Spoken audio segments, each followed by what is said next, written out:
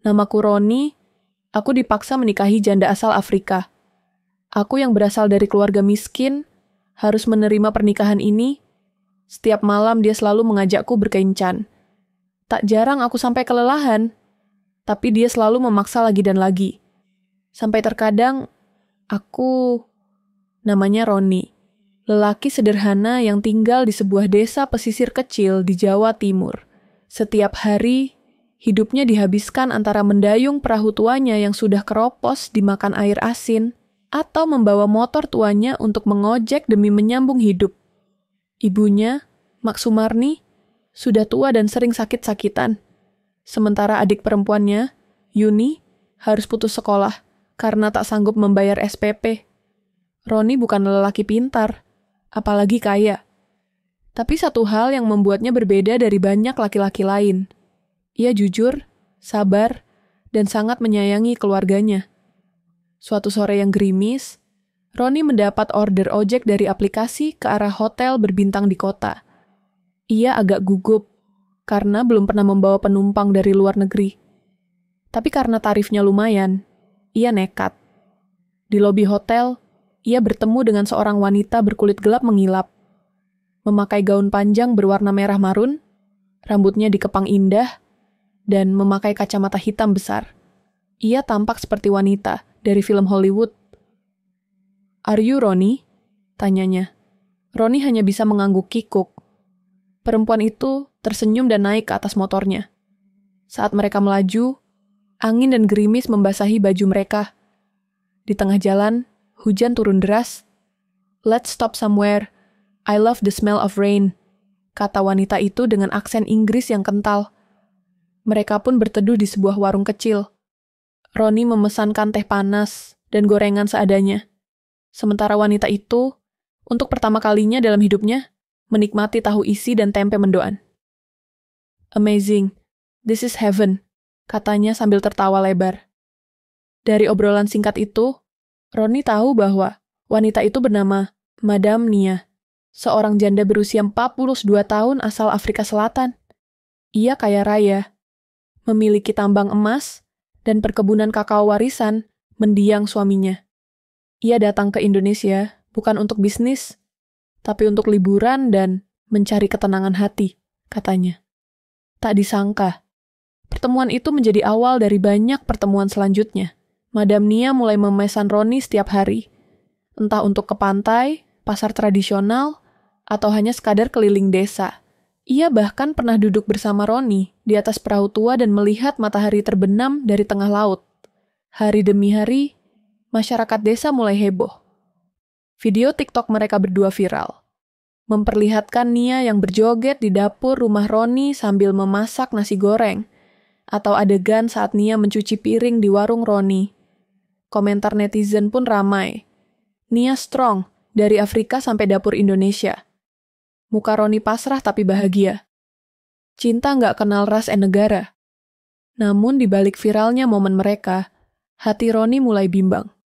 Ia tahu dirinya hanya nelayan miskin. Ia takut dianggap mengambil kesempatan atas kekayaan Nia. Tapi Nia tampak serius. Suatu malam, saat bulan purnama menggantung di atas laut, Nia memandang Roni dengan mata yang tak biasa. "I have lost love once, Roni. I don't want to lose again. Will you marry me?" Roni terpaku. Napasnya tercekat. Tak pernah sekalipun ia bermimpi ditanya begitu oleh wanita secantik dan sekaya itu.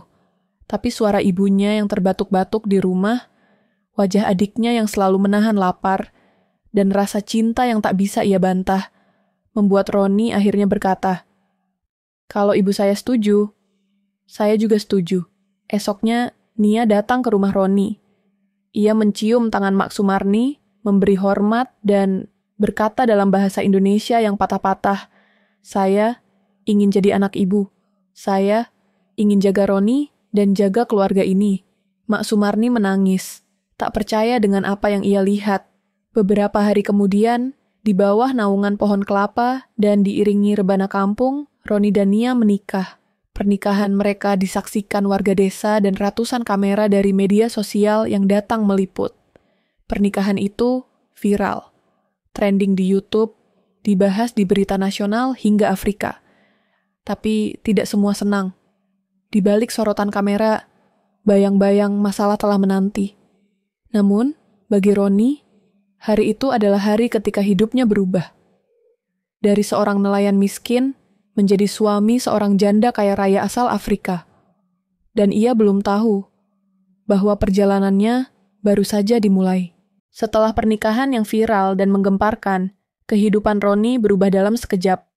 Ia tak lagi tinggal di rumah bambu beratap seng, melainkan diboyong ke sebuah istana megah milik Nia di pinggiran Johannesburg, Afrika Selatan. Rumah itu bukan sekadar rumah, tapi seperti kastil modern.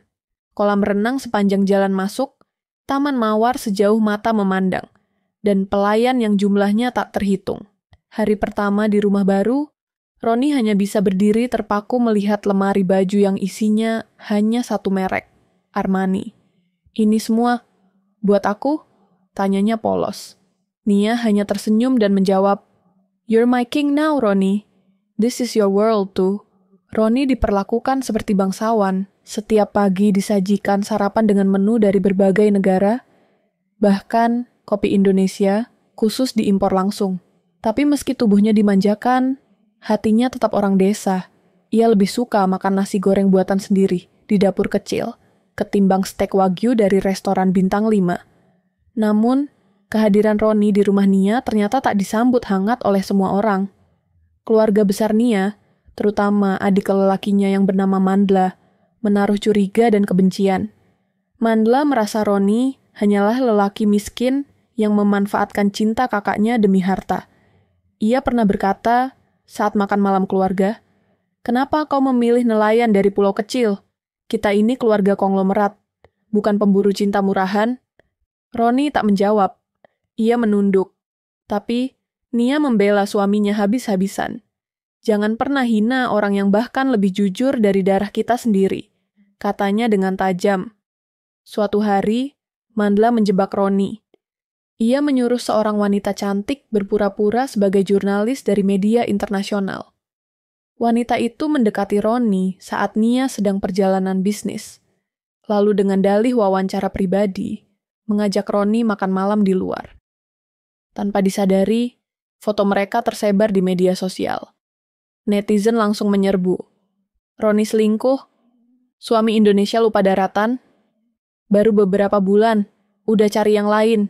Nia yang melihat foto itu langsung terpukul. Ia tak berbicara pada Ronnie selama 2 hari.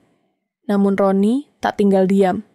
Ia menyelidiki, dan akhirnya berhasil membongkar bahwa wanita itu adalah asisten Mandla sendiri. Dengan bukti kuat, ia menunjukkan semuanya kepada Nia. "Kalau aku cuma mau hartamu, mungkin aku sudah jual semua ini dan kabur. Tapi aku lebih memilih ngasih semua ke orang yang lebih butuh.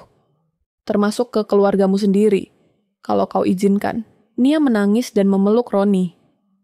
Kepercayaan yang hampir hancur kini tumbuh lebih kuat dari sebelumnya. Tak lama kemudian, kabar mengejutkan datang dari rumah sakit. Setelah sekian lama didiagnosis tak bisa memiliki anak, Nia dinyatakan hamil. Dokter pun heran. Kehamilan ini seperti keajaiban. Tidak ada penjelasan medis yang masuk akal. Kabar kehamilan itu menjadi gempar. Media Afrika dan Indonesia kembali meliput. Judul-judul besar terpampang di berbagai berita. Janda kaya Afrika, hamil anak nelayan Indonesia. Cinta yang menghidupkan rahim, dari nelayan menjadi ayah, calon pewaris emas. Netizen kembali terguncang. Banyak yang awalnya meremehkan Ronnie, kini memujinya sebagai simbol cinta sejati dan pria penuh kesetiaan. Di media sosial, Ronnie bahkan dijuluki The Real African Prince from Indonesia. Meski begitu, cobaan belum selesai. Selama masa kehamilan Nia, bisnis tambang keluarga sempat mengalami krisis. Ada perusakan alat berat, pencurian emas, dan sabotase dokumen ekspor. Banyak yang menuding bahwa ada pengkhianat dari dalam. Ronnie pun turun tangan.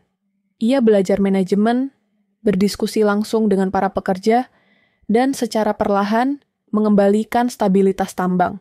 Bahkan, ia mengusulkan agar sebagian hasil tambang digunakan untuk membangun sekolah dan fasilitas kesehatan gratis di desa-desa sekitar. Para karyawan yang awalnya memandang rendah Roni, kini menaruh hormat. Ia bukan hanya suami Nia, tapi pemimpin yang peduli. Saat usia kandungan Nia menginjak bulan ke-7, keluarga Nia akhirnya mengakui, kami salah menilai Roni. Dia bukan laki-laki biasa. Dia adalah anugerah bagi keluarga ini.